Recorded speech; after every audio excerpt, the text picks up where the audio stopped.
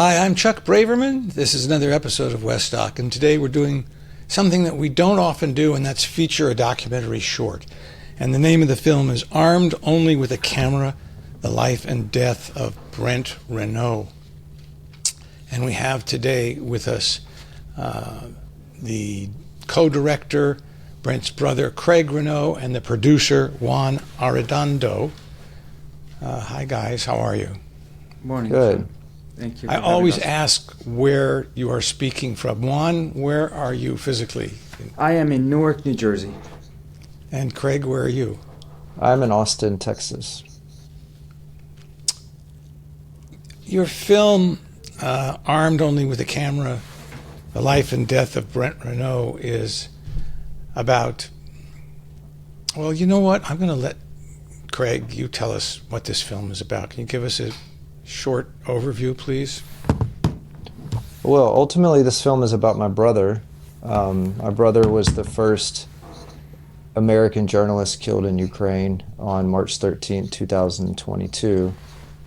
And, in an instant, we went from documentary filmmakers to the subjects of this film, because when my brother was killed and Juan was injured in that attack, we became part of the story, and this film became about my brother's last filmmaking trip, and me needing to go over to Ukraine to bring my brother's body home to my family. And I picked up a camera and did what Brent and I talked about that we would do if this ever happened. We've had a lot of situations where, in difficult places like Iraq, where we've had these conversations of the what ifs. What if one of us are killed or kidnapped or injured?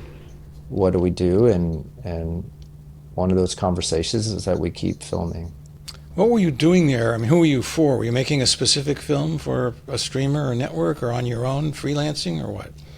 We were making an independent film about refugees around the world. And then when the conflict broke out, we just had to make a quick decision. Are we going to cover this? And it was quickly becoming, one of the worst refugee crisis of our time, and felt like we needed to cover it. So it was a pretty quick decision when the war started that Brent was going to go over, and he asked Juan if he would like to go with him as well, because Juan was going to go take some photographs and help Brent. So very fast decision when the war broke out, and the plan was to stay there about a week or more and try to follow a family out of Ukraine. And Brent and Juan kept each day pushing further and further and deeper into where the Russian soldiers had arrived now in the capital. I got a text message from Brent early in the morning saying, "We've arrived to Irpin." And I texted him back and I said, "Please be safe." And, I fell asleep, and some time later my phone rang, and it was a phone call from Juan, which is unusual. And I remember thinking, this can't be good. And I picked up the phone, and Juan, was saying, "We've been shot, we've been shot, we've been shot." And from there, everything changed. It was trying to find out where Brent was. Juan had been pulled away and was not sure where Brent was. And so I had to spend the next hour trying to confirm if Brent was alive or dead, and where he was. And then finally found out that he was indeed shot in the neck and killed. Let's take a look at the trailer. We're joined by the Renaud brothers, Arkansas filmmakers. Brent, let's go. Okay. No, let's get out of here.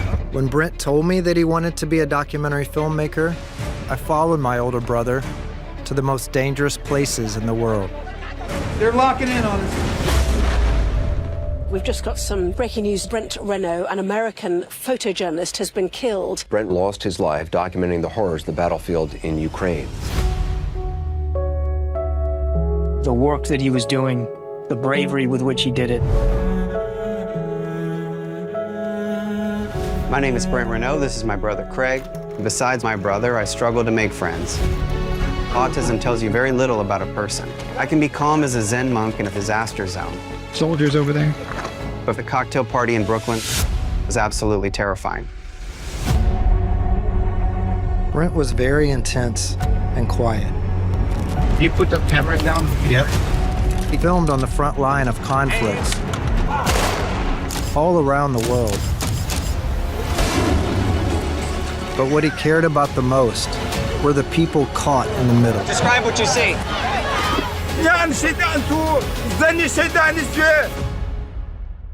What is your name? My name is Brent. The way you hold that camera, you're doing it from your heart. Juan, can you describe what your role was going over there and what happened that day, please? Sure. So we arrived. We were already producing this independent film. We had visited several places. We've been to Central America and Greece, and then arriving there, I was helping shoot Brent this film. So I was second camera, also helping him with production. And what we found was that the numbers of people being evacuated from Ukraine were swelling. By the time we got there, the invasion started in February 24th, I believe. And when we got there about March 8th, the numbers were about 2 million Ukrainians fleeing the country. And so we wanted to tell that story. Our goal was never to go to the front lines, so we were never thinking of going to Odessa, to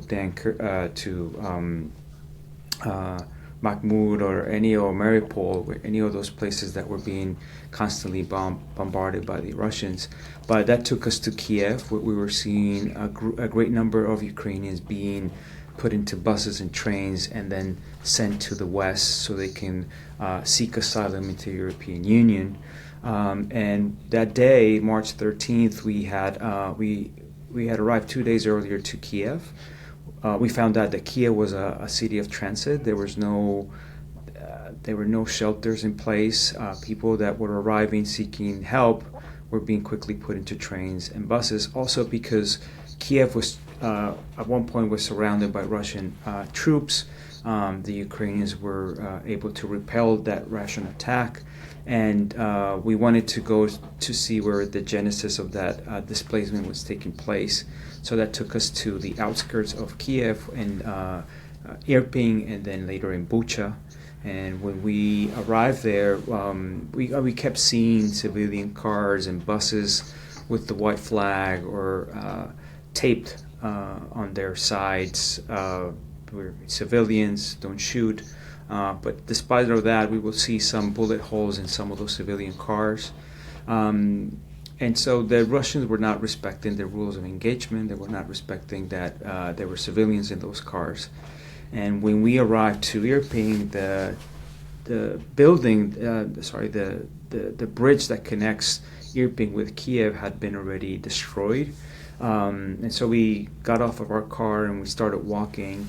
And about 40 minutes into our walk, one of those volunteers that were helping evacuate civilians was going to take us to closer to Bucha. This is another suburb outside Kiev, where this massive migration was taking place, a massive displacement, and that's when we came under attack by the Russian forces. And was it instant and brief, or did it go on for a while? When we were driving, I remember I was sitting in the back of the car, and I saw from the corner of my eye, I saw there was with the inside of a trench. I saw two soldiers, but the soldier closer to the road pulled out a AK-47, and I yelled we were getting shot, and then I ducked and I tried to seek to hide under the seats of the car, and then I just started shooting. You could hear the shooting go off, but what the driver did at that point, he made a U-turn and turned around, and that's when he put us in the crossfires that's when we were being heavily shot at, and it must have lasted. I mean, in my mind, it must have lasted like an hour, but it was very short. And there is when Brent was shot, and later on I was also injured on my back. The car broke down, and when it broke down, that's when I realized that Brent was already bleeding from the neck. We were able to pull him out on the side, and then another civilian car who was relaying and helping evacuate refugees is who I was put into that car and then evacuated and taken into a hospital in Kiev. And when I got there, I fainted. When I got to the bridge, I fainted, and then back when I woke up again in an ambulance is when I called Craig to tell the news that we were attacked, that Brent's body was behind, and that I was being taken into a hospital. What kind of conversations, Craig, can you share with us more about what you had in anticipation of something like this? Yeah, I remember in 2004, we were going into Iraq. We were about to cross the border, and we were embedded with the Arkansas National Guard, and we just heard news that those contractors had been hung from the bridge in Fallujah. And at that moment, it seemed like the war was changing, and the soldiers that we were embedded with were very scared, very concerned. And we had a conversation at the time, because we were going to be driving right through Fallujah, and just talked about what do we do if one of us are killed or injured. And it was always, focus on the story and keep filming and don't leave each other behind, And so that was a conversation over 20 years ago that has stuck in my mind. And I just remember when he was killed, that's all I could think about is, normally I would be with Brent in these situations. I did not go on this trip, and my focus was just, I've got to get to Ukraine and bring my brother home. I just kept thinking about him being alone in the morgue there, and just it was just tearing me up to not be there. And so the U.S. Embassy had already pulled out. There was no Americans that could help us at all, and I just started having conversations with Ukrainian journalists that we knew that I'm on my way over there, and they dropped everything, met me at the border, and we went to work. It felt like a very, just a very messed up version of the documentaries we've done in war zones all over the place, but this time it was going to get my brother. So where were you when you in the States? I was in the States. And I was working with Brent and Juan on this project, but I was assisting from the States. I did not go on this trip with them, but I was talking to them multiple times a day, and Brent and I, as we always do, just checking in with each other. I was providing as much support on getting their team set up and translators and security and all of that. So we were in constant contact. And I got on a plane, as quickly as I could to get over there and make sure that I got my brother back home to our family, and make sure that we could get Juan out of the country as well, because he had been severely injured and was stuck in a children's hospital. And, and it took us about a week to get Brent out, and Juan was able to be evacuated with the help of Columbia University.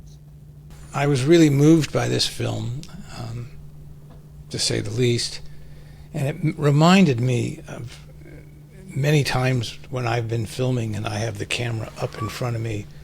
It felt, I don't shoot as much anymore, but I can remember the sensation of it being a shield.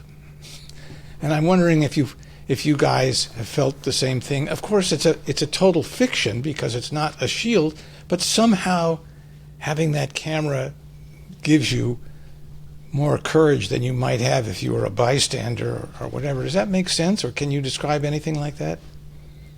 Yeah, that makes a lot of sense. I can remember being in full-scale ambushes where, we were having RPGs shot at us, and you can hear the rounds hitting the armored vehicle, the AK-47 rounds, and the thing that kept me calm was, looking at that little part of the screen that says recording, and just trying to stay focused on making sure that in the chaos of being ambushed, you're not hitting stop and missing the whole thing. And so, and I think there's times like in Haiti and other terrible situations we've filmed in where yes, you were using that camera as a filter to not just be completely emotionally devastated by the horrific things that you're seeing in front of your eyes. And so when I went to get my brother, my entire trip over to Ukraine, the one thing that was on my mind was, what is it going to be like when I walk in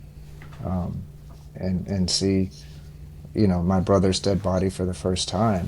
And I think knowing that I had the camera with me, and that knowing that Brent would want me to keep filming, I think it did help me stay calm. I think it helped me focus on the job at hand, which was to document what happened, show what war does to people, and make sure that I did my job of telling my brother's story and paying tribute to him, and more than just Brent, all the fallen journalists that have become targets in these war zones. I felt like this mission to get my brother was bigger than me, and bigger than Brent and I together in our career and our life together. This really was a moment in time where I felt like the impact of this was going to be important, and that I just had to keep filming.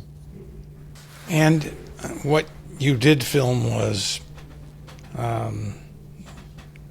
pretty amazing and very upsetting, and I think maybe if anybody else had done the filming, they might have taken some criticism, but I think you doing it, and from what you said, makes a lot of sense. This film is, as we record this, it's going to be premiering on HBO, and obviously will be running on HBO. How did that come about? Did you have you obviously have had a relationship with HBO in the past, but when did it decide that this was going to be a project on HBO, and how did that happen?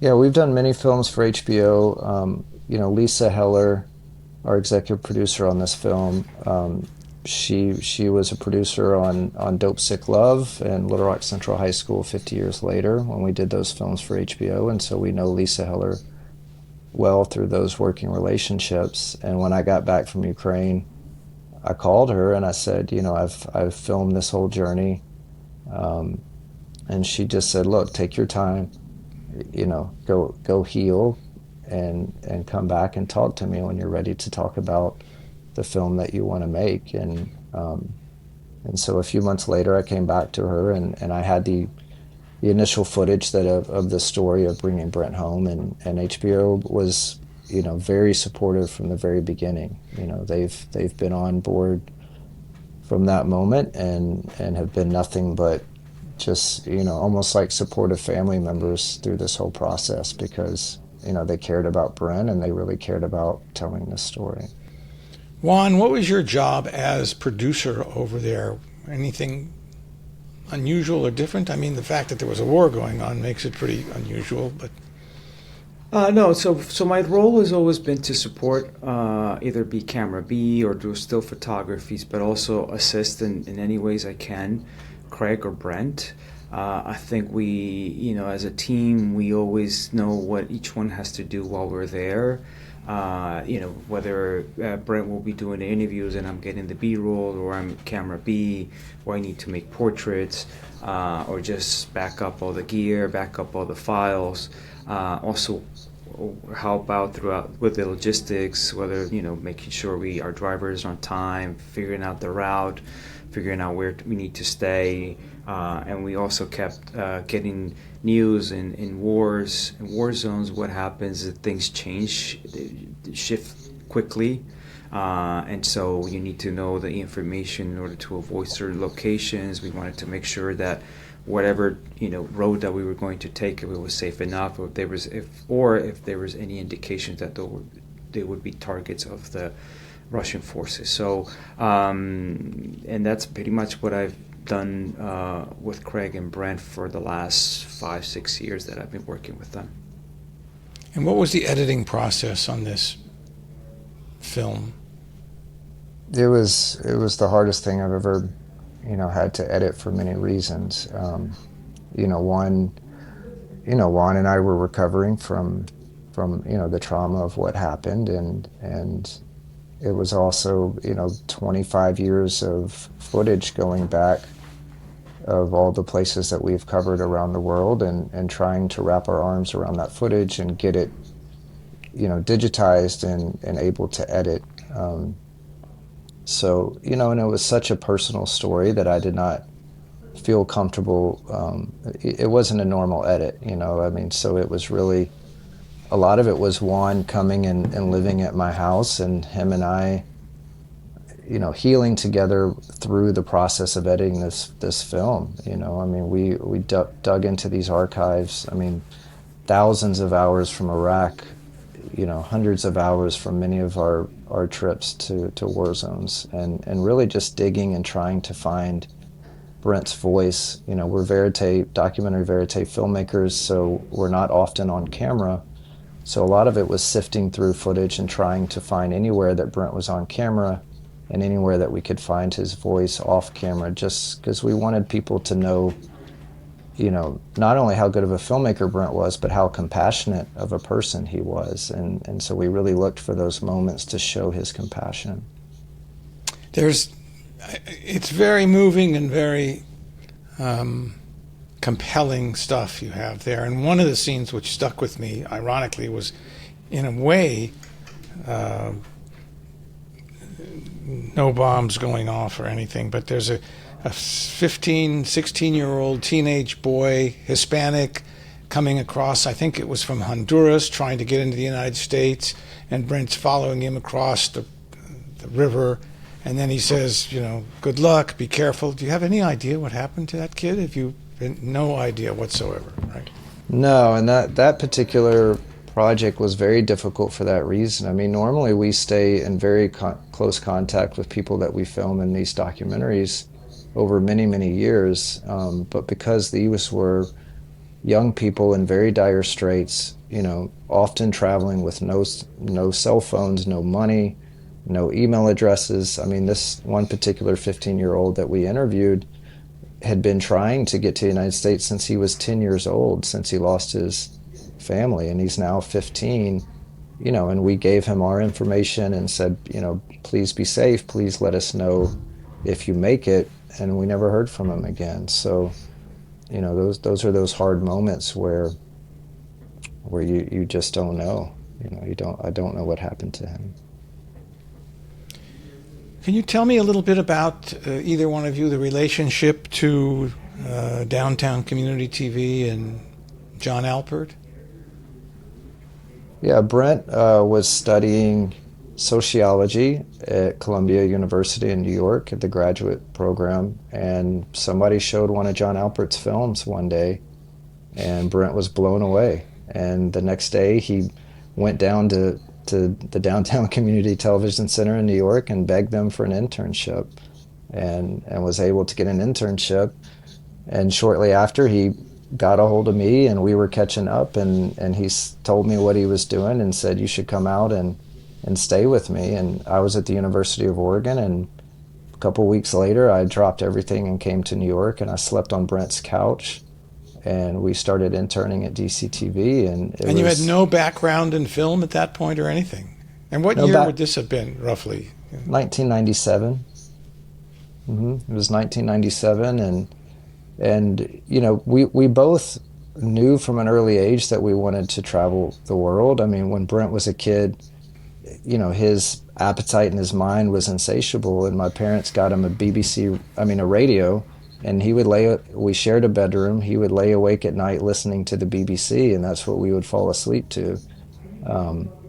And we just always had these imaginations about traveling the world, and it started off in college that Brent got interested in sociology. I was interested in anthropology, and around the same time, we became interested in documentary filmmaking as a way to see the world and have some impact. And then John Alpert came across Brent's radar, and when we got to DCTV, we were just sucked in. It was a community television center that had inexpensive access to video and film equipment. Nonlinear editing had just started, and so we had this opportunity at a very young age to jump in, because John's editors for 20 years had been editing on Grass Valley editing systems, and nobody knew how to use nonlinear, and so we had this opportunity to jump in, and we did. And within a few years, we started editing for John as assistant editors, and then we became his main editors, and then finally started picking up cameras and traveling with John to places. And then 9/11 happened, and you know, as you know, John Alpert has covered wars all over the world, and said, I'm going to Afghanistan. I think you guys are ready, but I'll never force you or ask you to go into these situations. And then, you know, that started our career of doing this kind of work. And do you want to say anything about the Brent Foundation? I would love to. You know, the Brent Renaud Foundation was set up pretty quickly after his death by a friend who you know, wanted to create something, and then our family said, okay, I guess we have a foundation that we have now, and so, you know, it's been 3 years of developing the foundation and figuring out what our mission is. You know, and Brent was always a great mentor. We had a great mentor in John Alpert. We've always worked with youth who are interested in this work, and so we want to continue that legacy of mentorship for anybody that's interested in this field. And, you know, in the last year, we have really started talking about the need to be also focused on journalists and the attack that has been coming against journalists. You know, there's been over 100 journalists killed every year since Brent died. And so we're trying to find what our specific role is in that, because we do feel like, you know, that needs a lot of attention. And, you know, Juan and I have talked a lot about, you know, how the foundation could also be a support for journalists as they deal with their post-traumatic stress and trauma of either being detained or injured or losing colleagues. You know, so I think that's where we will end up falling, is mentoring as many filmmakers as we can and making people stay safe going into these areas as safe as they can, and giving them support when they come back and have to deal with the fallout of doing this difficult work. Obviously, I was moved. As a matter of fact, I sent Lisa an email. It's exactly what I said.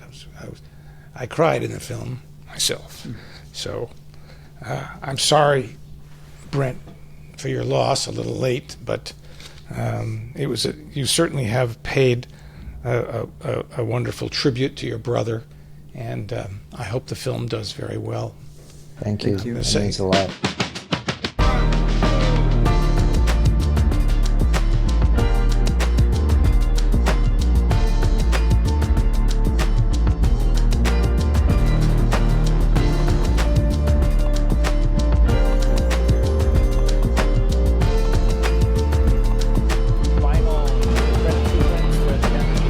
I thought of one question. It's in the very beginning of the film. It mentions that Brent was autistic, and it was calming when he was out filming, but he was uncomfortable at cocktail parties and whatever. And I'm just wondering, what other, you know, how else that might have affected him while working, if at all.